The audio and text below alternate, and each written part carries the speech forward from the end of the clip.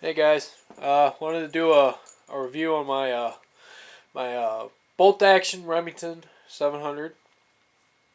Um, this is I've got it set up for long range shooting. Your mileage may differ. Um, just a quick rundown of it. I'm hoping to get this done in one video, one little video here. I got 10 minutes, so we'll see. Maybe a two-part or may not be. We'll see. All right, this particular one here you're looking at is my first bolt action rifle, really. I've shot others, but this is the first one I've ever owned. It is a Remington 700 SPS, which stands for Special Purpose Synthetic, which means it's a synthetic stock on here. DM. The DM stands for detachable magazine, which I have two here. Here's one here, and here's another one here.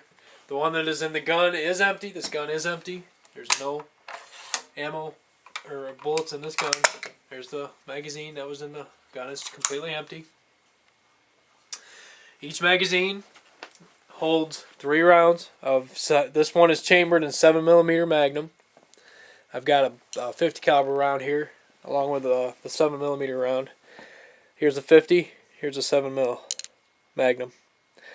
Quite a big difference in between the 50. It's the only one I had handy offhand. I don't have a 308 or anything to that effect to show the comparison, but I know this one in particular has more powder than what a 308 has. Like I said, it's a 7mm magnum. This particular bullet here is, I believe, these are my 150 grain bullets. They're soft points. I also have 175 grain soft point bullets also. I have the gun itself zeroed for the 150 grain bullets, mainly because they're cheaper and I can get them a little bit easier than what I can the 175 grain bullets right now, subject to change. I just have to remember when I'm shooting the 175 grain bullets, I think it's what they are, 175. I think I said 170, but they're 175 grain, I believe. I'd have to look at the paperwork on them. But I just have to remember when I'm shooting the heavier bullet, I have to aim a little bit higher on my crosshairs to the bullseye. Other than that, because the rifle is zeroed for my 150 grain bullets. 7mm Magnum is a hunting round. That's what specifics are on that. That's what Remington considers it. The only differences on this particular rifle that I've done myself is I've added a Blackhawk padded cheek piece. I'm going to move the camera here real quick. It's on the tripod. I'm going to try and not bang it around too much, so I'm sorry for any movements. There's the Blackhawk cheek piece, as you see right there. It's a nice padded cheek piece. I got this from Optics Planet a while back. I think I paid $27 for it. Don't quote me on that, but I think that's what I paid for this. You'd have to go look it up. I don't have the specifics on it, but it is a Blackhawk. It just straps onto your buttstock here. Other than that, that's the only thing that I modified on the gun itself, because the gun itself comes drilled and tapped for optics, and I'll get into the scope here in a second, the specifics on the scope. I don't know if I said it or not. I'm sure I did. Each one of the magazines holds 3 rounds of 7mm. I'm going to put this one back. And when you load them, they load staggered. I don't know if you can see that in the camera there. Each round is staggered in that magazine. The round on the bottom is further back than the middle one, and then the top one is even further to the front. That aids in the loading of the gun. That way you're not having any hang-ups in your magazine itself when it's inside the gun.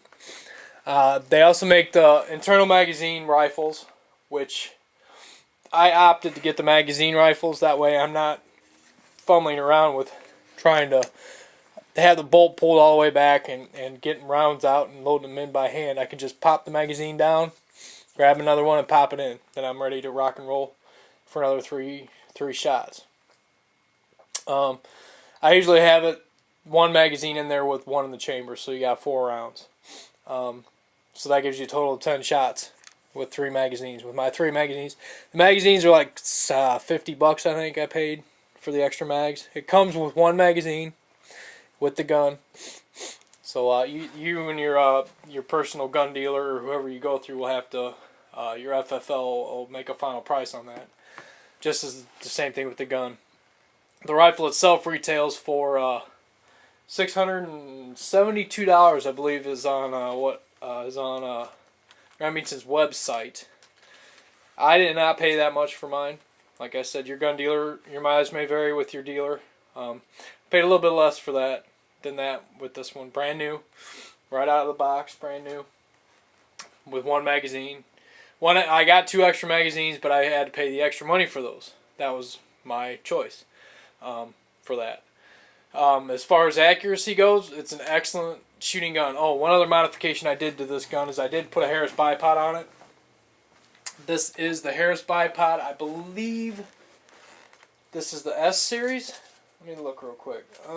Yes, this is a Series S bipod. It's an ultralight bipod. Model is LM. This is the 9-inch to 13-inch bipod. It just attaches to the front swivel on your rifle. Real sturdy mount. I'm impressed with it. I like it. When you lock it into the different heights between the 9 and the 13 inches, it actually stays where you put it. It doesn't slip. It locks in real nice. It's got the push button. Let me turn it. It's got the spring-loaded bipod. I don't know if you can see this in the camera. I hope you can. That pops out. That pops out. And now you're up to a full 13-inch height on your rifle. I have shot it at each one of the heights. Personally, I like the lower profile better, I think, on the bipod itself. So I usually keep it as low as I can get it to where I feel comfortable that day. Then when you want to lower it, you just lay it down real quick, and you just push it back in, and it locks into place. There. All right. Now that's the bipod's nothing special. Like I said, it is a Harris. I think I paid $100 for it, brand new. I think not like $99. I think I paid for it. The sling is a Talon sling. It came with quick detachable swivels on it, so I can take it off of here real easy if I want to. It's nothing special. It's just it's a $20 sling. I think I paid $10 for it at Walmart. I think that's where I got the sling from. Moving on, the rifle itself without the scope. Let's see. I've got specifics here. Let's see. This, like I said, this is the barrel is a carbon steel barrel with no sights on it. It's a clean barrel. It's drilled and tapped for the optics rail, so you don't have to worry about that. The barrel length on this one that I have is 26 inches. Overall is 46.5 inches long. The rate of twist is 9 1/4 right hand. I believe it's right hand. The weight of the rifle itself, unloaded, without the scope, is 7 5/8 pounds. It is a heavy rifle. It's even heavier with the scope I have on there, which I'll get into that in here in a second. This is the long action rifle. They have the short action and long action. I have it in long action for the 7mm Magnum. The magazines are all stainless steel, detachable. I think they call them detachable box magazines, but they're detachable mags. They're not. I don't really consider them a box magazine. Other than that, I may have to put this into a part 2. I think I'm going to. I think I'm going to end this one here, and then part 2 will be the scope on this rifle. So be back in a sec.